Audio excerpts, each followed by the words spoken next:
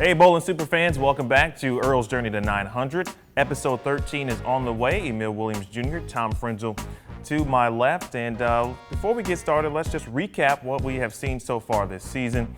We started off very well in our earlier episodes. We shot 300, had some very high series, of course, in the 790s as well. And then we started to use some different profiles, and since that point, we've learned that it's kind of hard to get into some adjustments in the way we probably should do things when we use a different one every week. And so Tom here, of course, the great mathematician that he is, has developed this really cool model based on the data that we have collected from all of our profile usage. And Tom is here to explain some different things that we're going to use based on what he talked about. Tom, what is that today? Absolutely. So what I've done is I've done basically a mini research project using the same techniques we do when we're actually researching stuff for our day job when we're not filming episodes with Earl. But very important. We do have day jobs. What it's called is a design of an experiment, or a DOE. And what you do is you take parameters, key input variables, and you adjust them to high and low settings throughout. So first of all, I selected the profile we've just done the best with, and that's basically Chris Barnes. He was the one that was closest to what we were doing before we introduced the profiles, where we shot our 300, and he's basically that with some more revs and a lot of versatility. So what I did is I took his profile, I picked a range within it for 4 variables: ball speed, RPM, laydown point, and trajectory, or launch angle. And with those 4 variables, I set them all to high and low values, and I conducted 16 shots at all the different combinations of those 4 variables being at high or low, and then a center point, which is just the average value for all 4 variables. And with those 17 shots, you're able to conduct a very, very accurate model. It's a 98% R-squared, which stats, if you're not a stats person, you don't know what that means, but it means it's very accurate. And basically, I optimized that function based on the project to hit the 17.5 board. There's still more we could do with it. We could do the experiment more times, but it's just a little hour project to get us in the right direction. So we were able to optimize 24 different launch angles. We kind of vetted them out, and the first 6 seemed more accurate than the rest of them. So we're going to go with the first 6 moves it came up with, and we're going to move every 6 shots and hopefully throw our first 900. Let's get to it. And so the Tom has explained that, and so we're not in charge, or we're not involved today. It's all based on the data, so no human element, of course, from this week. And we said, hey, Tom's the man. He gathered this stuff, and we're going to try it out. Stay tuned, folks. Very important. Not only watch this episode, but at the end, we've got some very important stuff, because guess who's coming? You guys have wanted it for a very long time. Belmo will be here driving Earl in the next episode. But to learn more about that, see us at the end. So episode 13 on the way.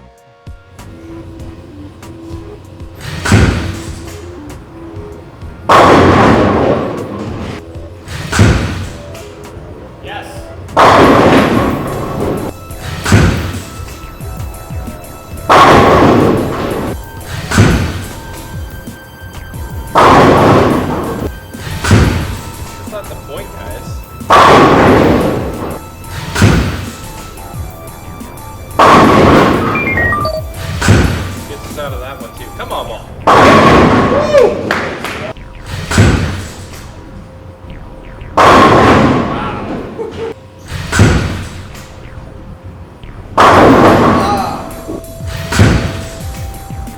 Way right.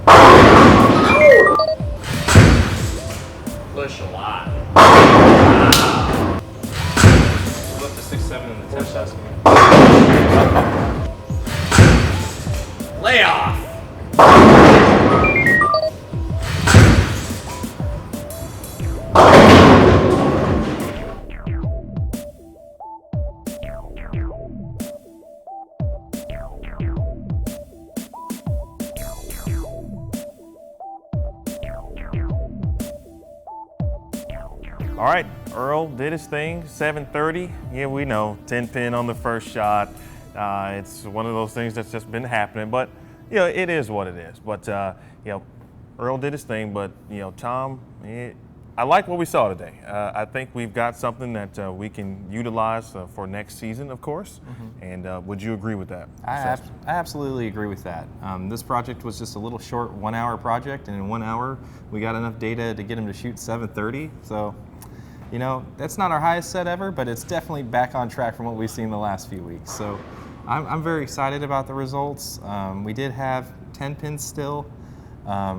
We started in practice, and we did lineups 1, 4, and 6 in practice, and we shot those 3 shots, and they struck, went like light mixer, and almost missed the head pin in the last lineup. But we figured, you know, we're going to burn up the lane getting to that lineup. So, and that's exactly what we saw on the lane. Even though it was light mixer, almost missing the head pin in practice, by the time we burned those lines in, we were definitely hitting the pocket at the end, almost going high. And then the very last shot of the day, we also polished the exact same ball and threw a shot with it polished. And we threw a few extra shots after we were done.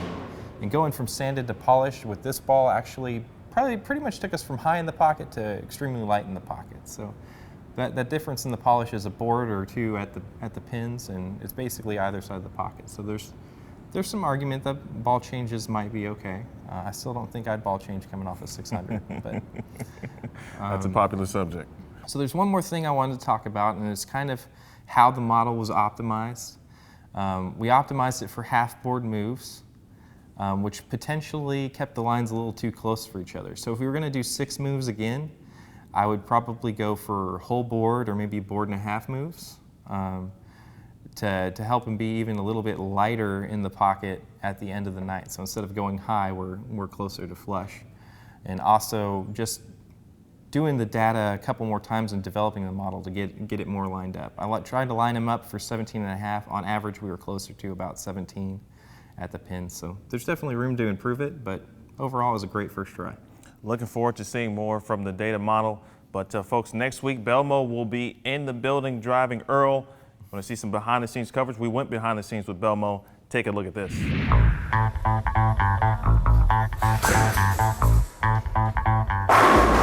That's exactly what my ball does.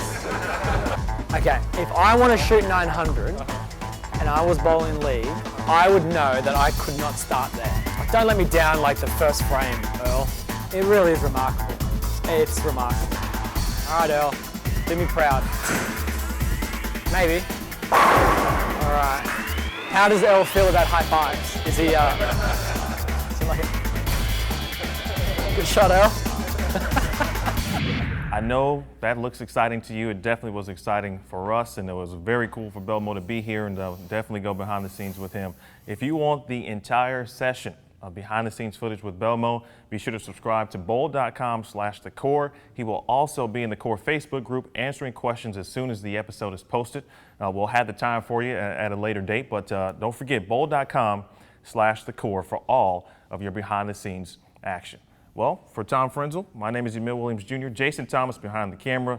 Like, share, smash the thumbs up button, subscribe to Bowl TV as well. We look forward to seeing you soon. We've got celebrities coming up all in the next episodes. Come on back. It's Earl's Journey to 900.